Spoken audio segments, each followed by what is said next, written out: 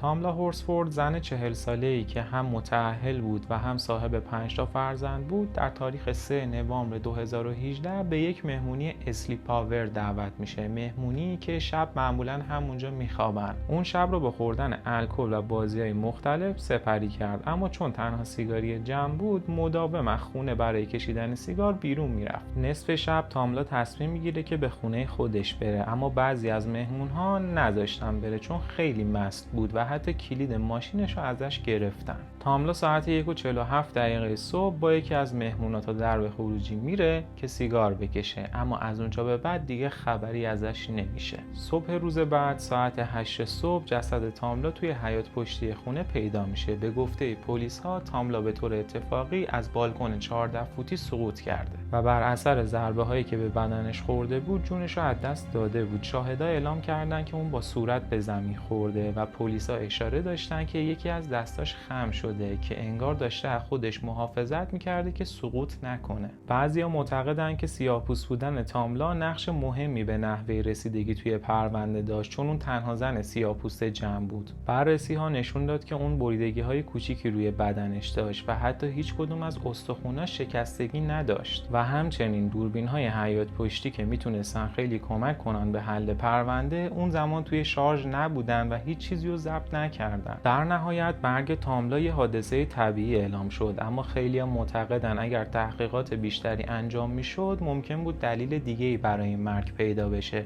به نظر شما دلیلش چی بود؟